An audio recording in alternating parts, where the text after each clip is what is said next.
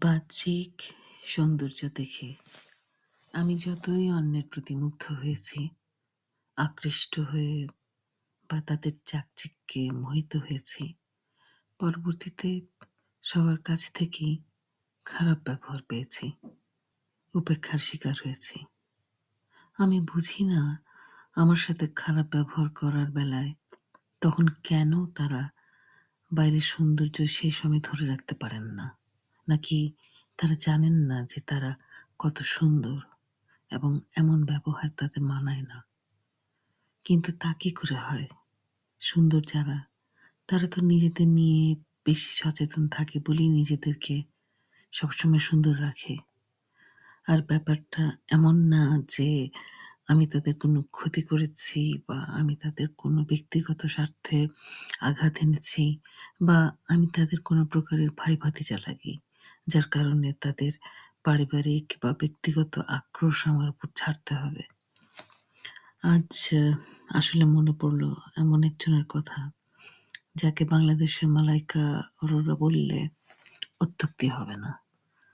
বলিউডের সেই নায়িকার মতোই রয়েছে তার সেই কণ্ঠ, সৌন্দর্য, ব্যক্তিত্ব, স্মার্টনেস, বাচনভঙ্গি আর চমৎকার ব্যবহার।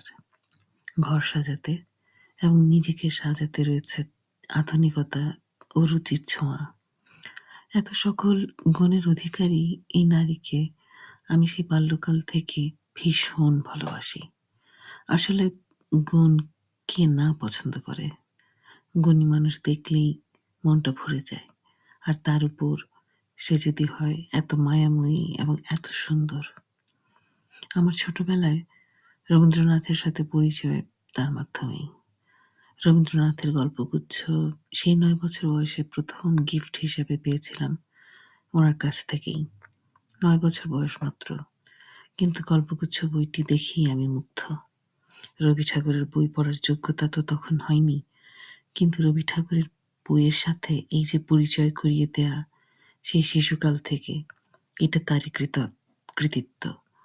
জন্মদিনের উপহার হিসেবে সাথে ছিল বিদেশি একটা ছোট্ট ফটো অ্যালবাম।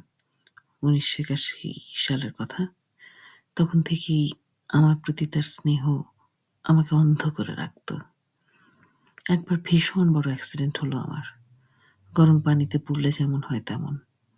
আমাকে দেখতে আসলেন। কত আন্তরিকতা, আদর, স্নেহ ভুলিনি আমি। আরও ভালোবাসা বেড়েছে। আরও একটি আমার বিশেষ অনুষ্ঠানে তার উপহার ছিল রবীন্দ্রনাথের সঞ্চয়িতা। শেলফে এখনো আছে বইটা। হাতে লেখা আছে, শুভেচ্ছা সহ, আন্টি, ৩রা নভেম্বর ১৯৯৫। আমাদের পাড়ায় খুব জনপ্রিয়তা ছিল তার একটি বিশেষ আচরণের কারণে। আর তা হলো তার শাশুড়ির সাথে তার চমৎকার মধুর সম্পর্ক। এত ভালো সম্পর্ক যা সত্যিই সচরাচর দেখা যায় না।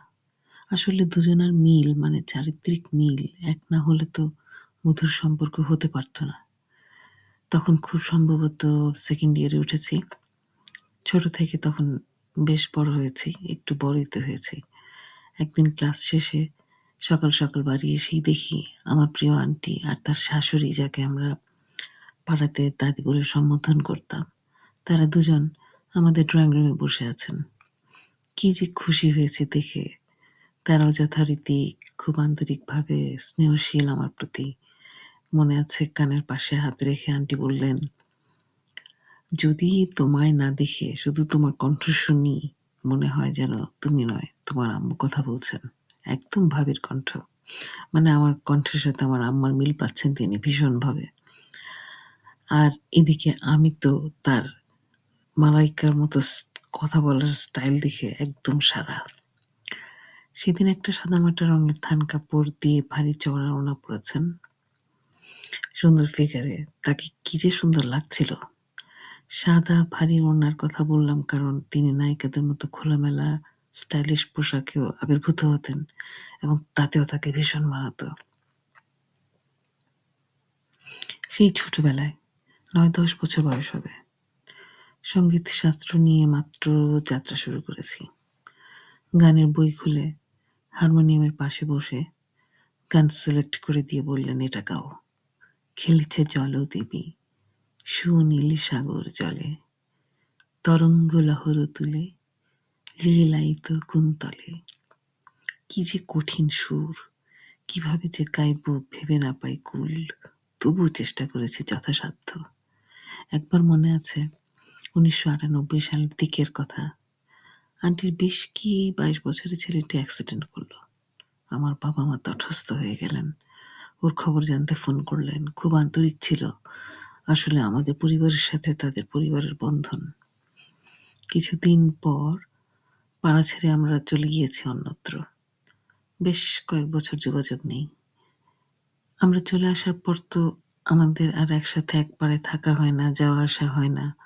আমার খবর পান এর থেকে বা ওর থেকে, কি শুনেন আর কি বুঝেন তা তো আমি আর জানি না। পরের বছর 1999 সাল শুনলাম দাদি খুব অসুস্থ। তারা তখন তাদের বাসা বদল করেননি, ওই পাড়াতেই আছেন।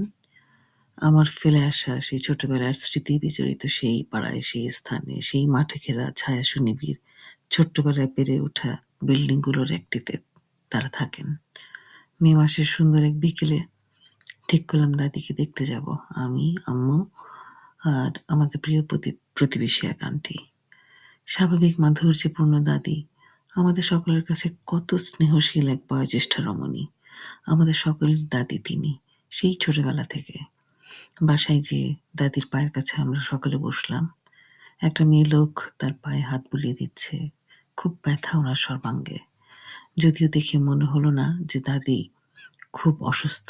ওই যে বললাম, খুবই গ্রেসফুল চেহারা ওনার, তাই কষ্ট বা অসুস্থতার ছাপ তার চেহারায় বিন্দুমাত্র প্রকাশ পায় না। অথচ এর থেকে ঠিক 6 মাস পরেই দাদি চলে গিয়েছিলেন আমাদের ছেড়ে। তখনও জানতাম না যে আমরা আমাদের অজান্তেই তাকে দেখতে গিয়েছি, যখন মাত্র মাস 6 সময় নির্ধারিত তার জন্য। যাই হোক, তার সামনে যাওয়ার পর খেয়াল করলাম এত পরিচয় সেই ছোট্টবেলা থেকে, অথচ একটা টু শব্দ উচ্চারণ করছেন না তিনি আমাকে দেখে, আমার সাথে। এতদিন পর দেখা তার সাথে, প্রায় 6-7 বছর তো হবেই। তার চুপ থাকাটা নিয়ে তারপরও অন্য কোনো ভাবনা আমার মনে আসেনি, কারণ অসুস্থ মানুষ তিনি। কিন্তু ওই যে বললাম, দাদির ভীষণভাবে বন্ধু তার বৌমায়ের সাথে। তাই আমার প্রিয় সেই সুন্দর আন্টিকে দেখলাম এবার দাদির পথ অবলম্বন করছেন। চমকে উঠেছি আমি। দাদির সাথে তো সল্লা করে বসেননি তিনি। ঘণ্টাখানেক আমরা 3জন তাদের বাসায় ছিলাম। দাদির ঘর থেকে বের হয়ে ঘরের ভিতরকার লিভিং রুমে বসিয়েছেন আমাদের। কত খুশি আমি আমার পরীর মতো সুন্দর আন্টিকে দেখে।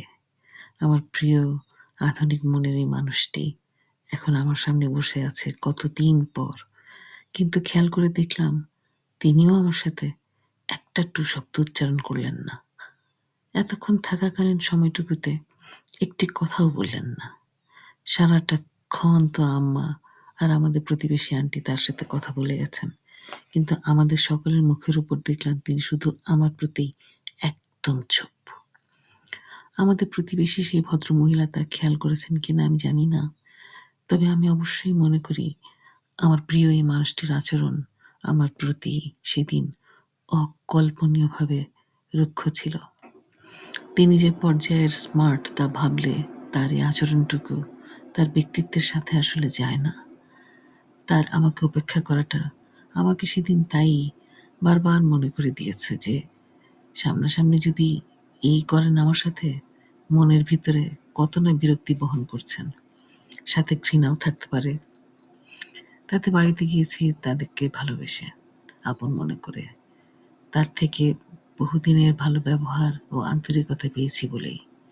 আর সেই ভালো লাগার প্রিয় মানুষটি তার বাড়িতে যাওয়ার পর তার তৈরি করা সারা জীবনের সেই তৈরি করা ইমপ্রেশনের এক ফোঁটা তোয়াক্কা না করে নিজেকে একেবারেই উল্টোভাবে যখন উপস্থাপন করলেন, তখন মনে স্বাভাবিকভাবে প্রশ্ন জাগে, এতদিনের এই স্নেহ ভরা আচরণ কি আসলে খুব ঠুনকো ছিল, যা এক টোকাতেই কারোর কান ভারী করা কথাতে উল্টে গেল?